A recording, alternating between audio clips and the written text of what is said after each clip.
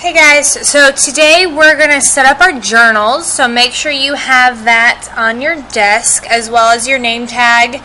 Make sure you turned in your assigned syllabus and your parent homework into the homework hotspot. Remember to use your calculator number.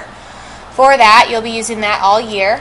And keep all your supplies on your desk, and Miss Osborne will come around and collect those and check your name off in a second.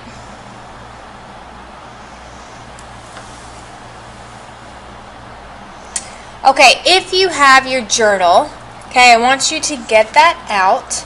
Should be a 5 subject. We're going to be using this a lot, so I want to make sure it's large enough for you all year.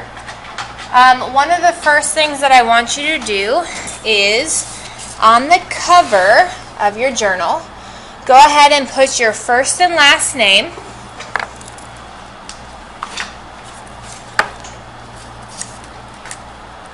Nice and big. And we'll walk around and hand out some Sharpie markers for you.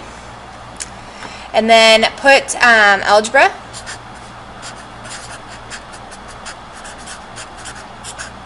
And then put whatever period you're in. Okay, remember that this journal is going to be traveling home with you as well as back to school every single day. We will use this every day. You will write in it. You will work your warm-ups in it. So it's very important that you do not lose this. Now, if you don't have a 5-subject notebook, that's okay as well. You're going to need probably 2 notebooks by the end of the year. So we'll just finish the first one, and then we'll use the second one once you're done. But I would highly recommend a 5-subject notebook. So go ahead and take a second to write your first and last name nice and big, algebra, and then what period you are in.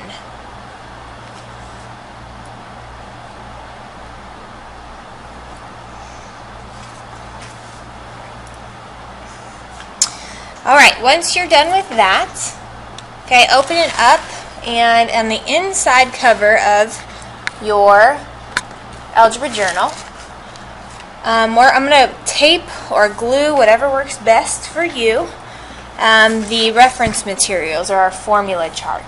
Okay, we want to make sure we're looking at this all the time, just because you're going to be able to use this on the EOC, which again just stands for STAR. Okay, EOC is what is called for end of course.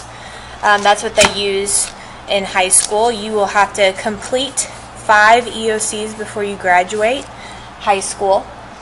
And the only math one is Algebra 1. So if you pass by the end of the year the EOC, then you're good with your EOCs for math. So this is our formula chart for the EOC. Okay, you will learn all of this before the test in May. Some of it you might already know, so as you're taping it in, just take a look at that. You already know slope-intercept form underneath linear equations. Y equals mx plus b. You learned that last year. And let me zoom in a little bit for you. Okay, y equals mx plus b. You also should know the slope of a line formula. And everything else you shouldn't quite know yet. You may. But you will eventually get there. So inside cover is our formula chart, and we want to make sure that's available for us for our homework and everything else.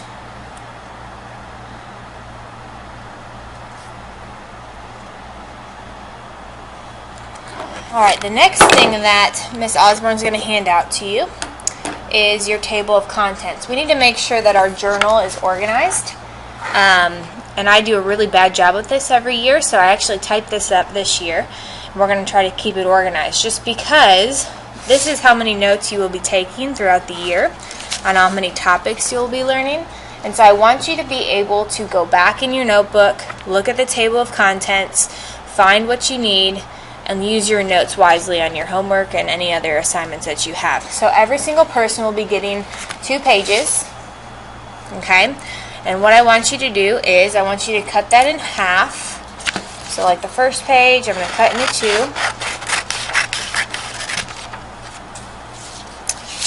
And then also the second page. And I'm going to go ahead and glue this in on the first couple pages of my journal. So you should have a glue stick in your pouch. Again, your pouch will stay with you in your cubby. Do not take that home either. You'll be using that for grading papers and colored pens and all that stuff. So the first one that you're going to glue in on the first page has the title Algebra Journal Table of Contents, so go ahead and glue that in. We're actually going to be doing mini concepts today shortly after this.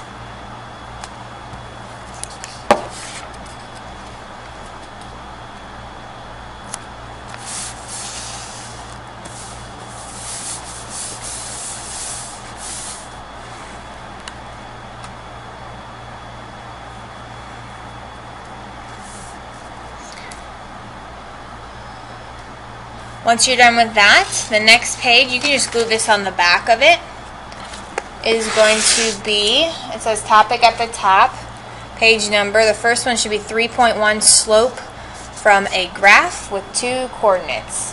Okay, again, 3.1 slope from a graph, 2 coordinates. So we're going to go ahead and glue that one in as well. This will save us time too, instead of having to write it out every single time we take notes. So hopefully this works. We're going to see. Hopefully it will keep us organized throughout the year.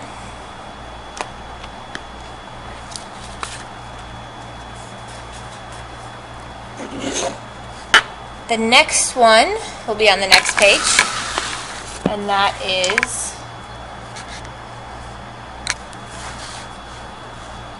(7.1) classifying polynomials. Okay, so go ahead and glue that in. That's on the third page.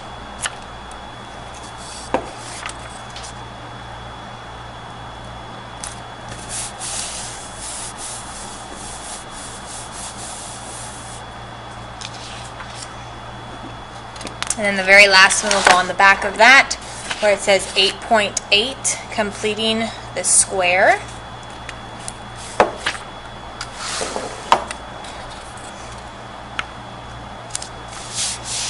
And now your table of contents is in place. So that will help us keep everything organized.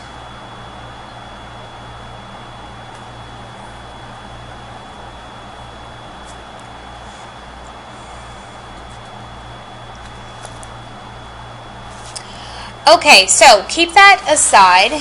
Another thing that you'll be getting is something else that will help you for your homework, and that is called our Homework Helper. It's a hardbound book. Looks like this.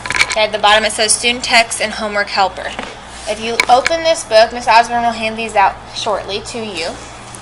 Okay, they should be labeled already. If not, we'll label them. Miss Osborne is going to write down this number just to make sure that she has record of who has what book. Go ahead and put your name in there and the year it issued. Now this will go home with you because, again, this is a great reference material for you to look at home as well as your notes. So for instance, I'm just on page 64. You don't have to flip to it, but for each chapter, okay, it's going to match up with our notes. So in this case, it's 2, 3, nonlinear and linear functions. It has the TEK that's going to be tested. It has some vocabulary words. Let me zoom in a little bit for you. It has the essential understanding of what you should learn by the end of this chapter. A lot of the times you'll see these that say take note.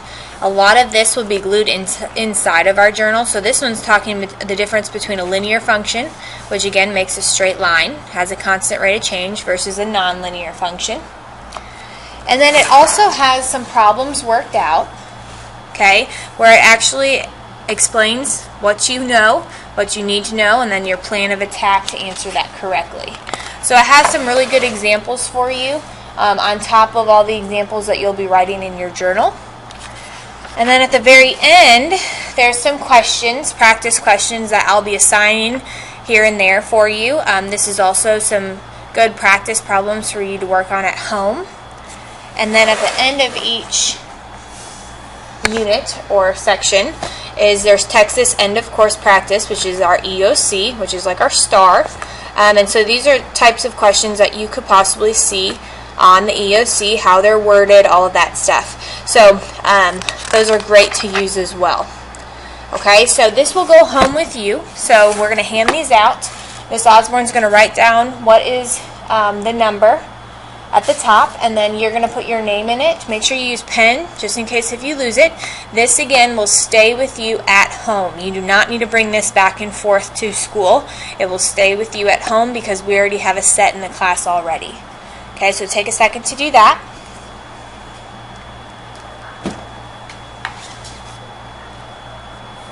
And then the last thing that you will be getting, that this will stay in the room as well, is just your workbook. Okay, they should be labeled. Right now they're not labeled because I'm not at school yet, and I haven't gotten the new books for your year yet. But this will be the workbook. Just says Interactive Math Journal at the bottom. We'll be using this every once in a while for notes.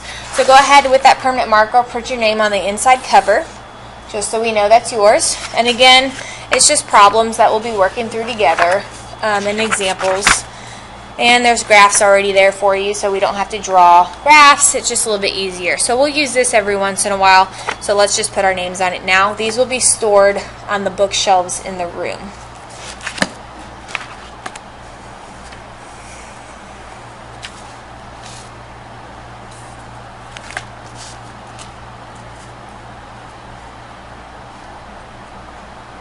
Alright, so now that we have a lot of the stuff we need to get done, let's start with notes. So today's your first day of taking notes.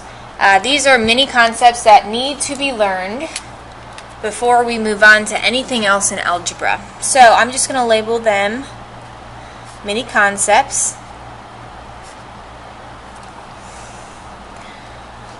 Now again, I will tell you, I'm not the best speller. That's why I teach math. So if I spell something wrong, I'm sorry. You can go ahead and correct it in your journal.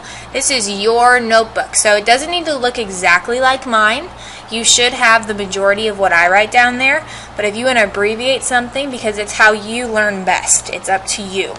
Okay, again, this is how you're going to be doing things in high school and college, so just be ready to take notes and do what's best for you on how you learn. So mini concepts is our title. Okay, the date today is August 23rd, 2016. So we're going to label that in the top right corner, and then we're ready to go. I'm going to label this page 1 in the top right corner as well. And I'm going to go back in my table of contents and label that. So mini concept, today is the 23rd of August. This is page 1. So if you notice, that's the first thing in our table of contents. So flip back and I'm going to put page 1. Alright? So some of this stuff that you have already learned, hopefully, in 7th grade pre-AP.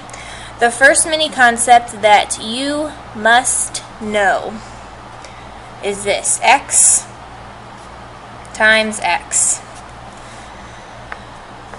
Okay, first of all, what is the x called?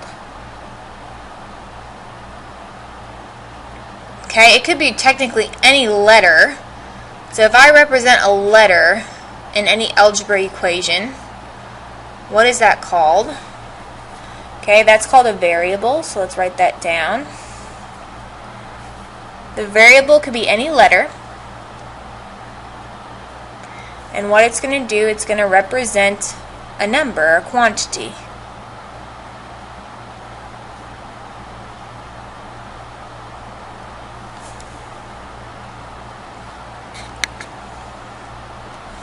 Okay, so we have two variables here. I have x times x, and I want to figure out what the solution is here. Now, if I think about it, some other vocabulary words that are important is what's really sitting in front of those x's. What number? How many x's do I have here? Okay, I have 1x. How many x's do I have here? I also have 1x. Okay, what's that number that's really sitting in front of that variable called? Okay, you should have said coefficient. And I know you know that word. Okay, so a good definition for a coefficient is going to be the number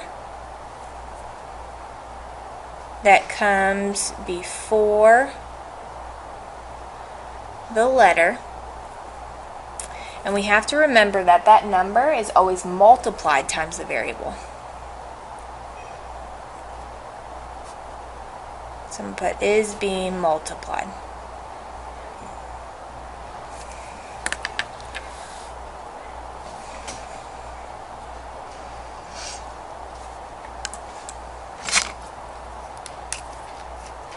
Okay, we also have another vocabulary word in here. We know the coefficient for each of these terms is 1. What's the exponent, or the power? So if I'm just looking at this first term, 1x, what's the exponent on that 1x? Okay, it should be, if it's not written there, it's to the first power. Same thing here, 1x, if it's not written, it's raised to the first power. Okay, you'll hear me say exponent, but you'll also know that that's also called a power. Raised to the first power. Raised to the second power would be squared. Okay, and the exponent, a good definition of that would be the number that the variable is multiplied by itself. So if something was squared, okay, that would be that number or that variable times itself 2 times.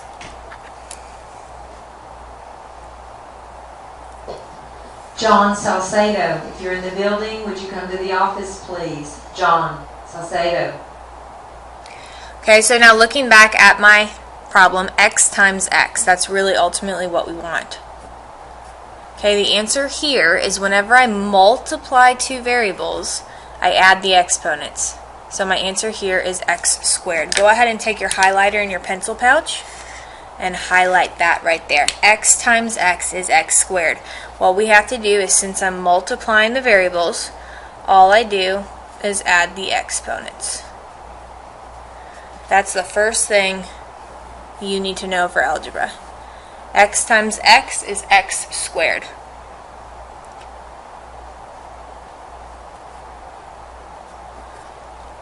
Okay, so knowing that, if I say x squared times x cubed, what would that answer be? Again, I'm multiplying my variables, so what do I have to do to those exponents? X squared times x cubed, you should have x to the 5th power. Okay, that's the first term. You need to know that. First concept, sorry. Second concept is what happens if I add the variables. So x plus x. What do you think the answer is going to be here? Again, if I think about it, the coefficient for this, if there's not written there, is 1. What are the exponents? Again, if it's not written, it's to the first power. So when I'm adding these variables, what's my answer going to be? X plus x is going to equal 2x. So all I did here is I added the coefficients. Okay, so again, going back to the first concept, when I multiply variables, I add the exponents. When I add the variables, I add the coefficients.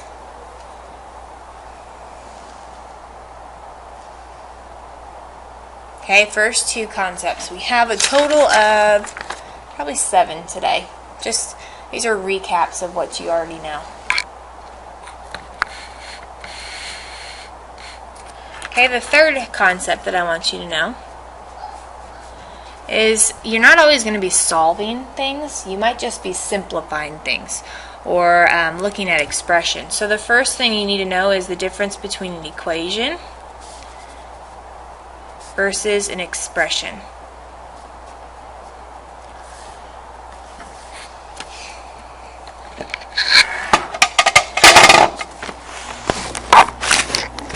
Okay, first of all, an equation. If you think about it, equation has the word equal to in it. So what it's going to have is an equal sign, and it's going to show that 2 expressions are equal. So when you guys solved equations at the end of last year with variables on both sides, Okay, you technically, if I wanted to have x plus 4, and let's say 3x minus 2. Okay, these are separate expressions. X plus 4 is an expression. There's no equal sign there. 3x minus 2 is an expression. There's no equal sign there. Once I put an equal sign in between that, that makes an equation, because now I'm solving for x. Okay? So an equation always, always, always has an equal sign. Now we just talked about this, but an expression is just maybe one side of the equal sign. So a definition of that would be a math phrase that contains operations, numbers, or variables. Okay, so in this case it might just be just 2x plus 1. That's an expression. There's no equal sign there. It's just an expression. It contains numbers, operations, which are addition, multiplication, subtraction, division, and our variables. Okay, so that's our third concept, just the difference between the equation and the expression.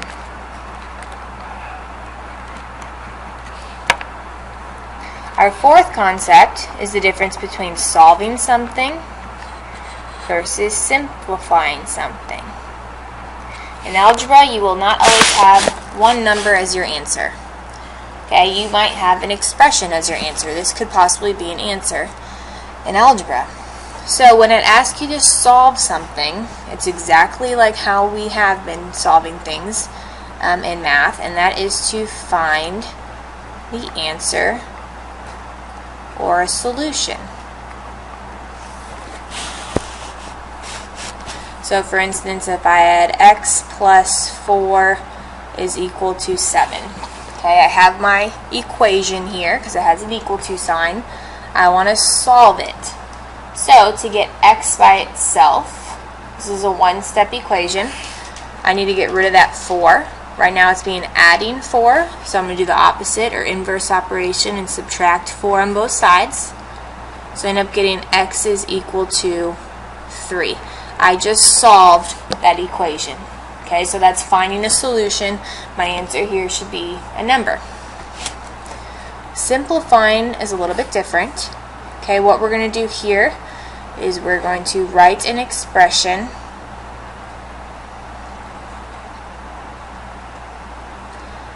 in the simplest form.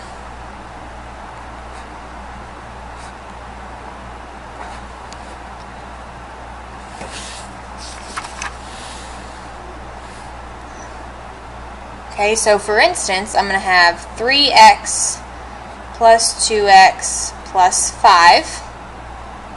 This is an expression because, again, there's no equal to sign. But I want to simplify it. I want to put everything that's like together. So, if I think about this, okay, like terms, again, have to have the same variable and same exponent.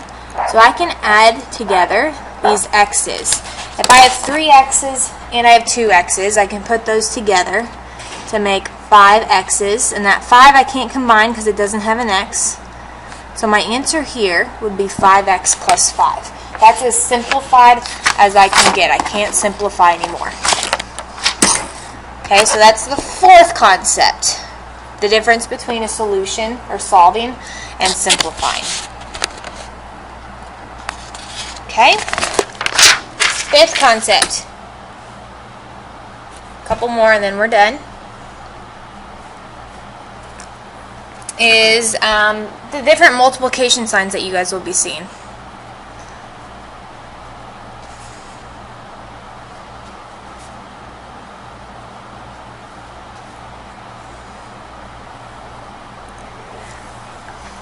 Now, leading up to probably 6th grade or so, you have learned a multiplication, they use an x. Okay, so the example would be maybe like 2 times 2, you see that as using an x. You will not see that in algebra just because this is now a variable in algebra. So the thing that you'll see most often is a dot, which is our multiplication dot, and it would just look like this, 2 times 2. You've probably seen that for sure in 6th and 7th grade. Another multiplication sign that you have seen is if they use parentheses. So say I have 2 parentheses 2 parentheses.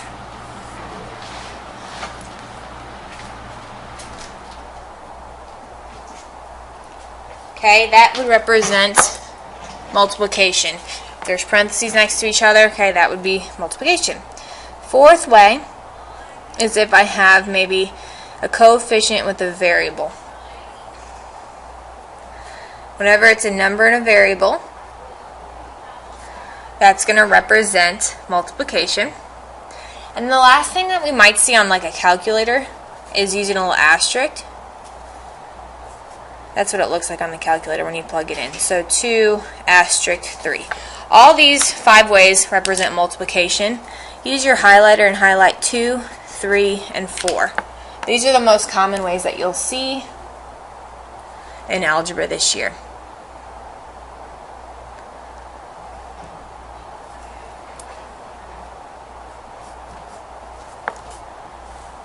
Okay, now your 6th concept is the concept of substitution.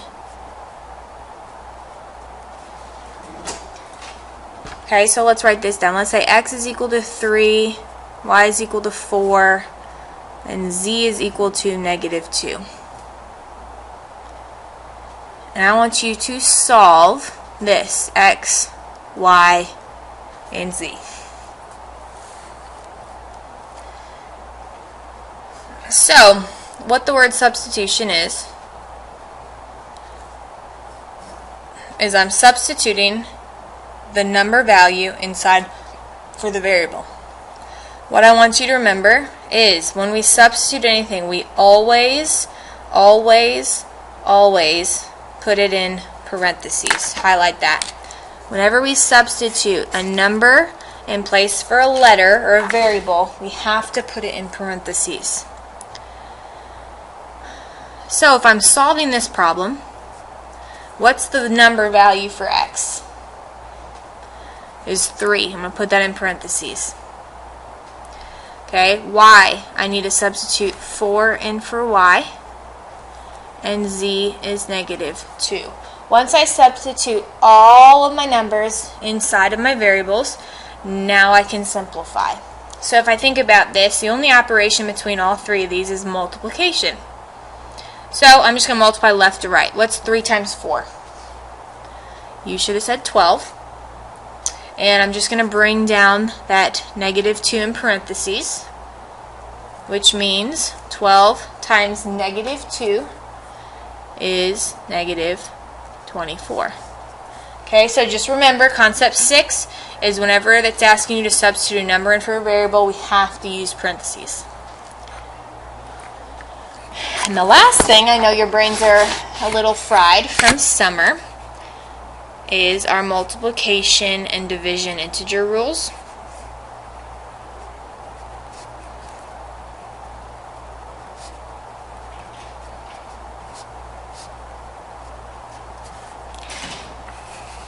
This is important. So for this problem that we just did, 12 times negative 2, I'm multiplying a positive times a negative, which means my answer here is negative. Now, one thing that I like to remember is matching socks. Say I have 2 socks that match. I have 2 negative socks. Am I happy? If Coach Friday loves matching socks, I am happy, which means I'm positive. Matching socks means I'm happy. Okay, which also means if I have 2 positive socks, are they matching? Yes, they are. So again, I am happy. And the last thing is if I have a positive sock and a negative sock, are they matching? They are not matching. I am not happy, so that's why my answer here is negative. So again, if the signs match, it's a positive answer. If they don't match, it's a negative answer. Okay, and that's our last concept for today. Make sure you have all of those written down. And before you leave, there's just one more thing. So take that with you to put that safely in your backpack.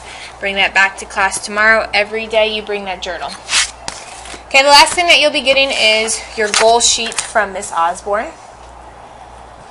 Hopefully this is filled out already with your 6th grade score and your 7th grade score. And your name, and you're going to have to probably fill in that class period. What I want you to do before you leave, this is your exit ticket, so before you leave you will turn this into the tray with your class period on there. Your 6th and 7th grade score for your star will be already labeled.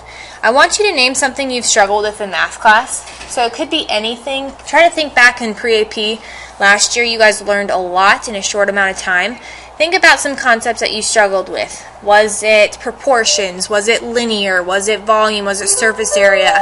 Anything at all that you can think of, write that down. Maybe you didn't know how to study. Maybe, I don't know, whatever you can think of, tell me what you struggled with. Okay, now EOC is your algebra star. So I want you to set a goal for yourself that's reasonable. Okay, I want you to set a high expectation for yourself. Last year, my algebra students all passed, and 91% of my kids were commended. So that's an expectation that I have for you. The commended rate is about 85%. So if that's one of your goals, make sure your EOC goal is above an 85%. And then, since I'm not going to know you until about the end of October, I want you to tell me 3 individual goals that you are going to set for yourself for the year. Okay, whether it's studying, whether it's doing all your homework, turning in on time, whether it's taking good notes, whether it's coming in for tutorials when you need to or every morning, anything at all. What are your 3 individual goals that you have for the year? Okay, the bottom part will not be filled out until May when you figure out your EOC score. So again, before you leave, you will be filling this out and turning this into your class period tray. And then we will see you tomorrow, and again, we're going to start getting after it tomorrow with reviewing concepts that you've learned in 7th grade. Okay, have a good rest of the day, and I will see you later.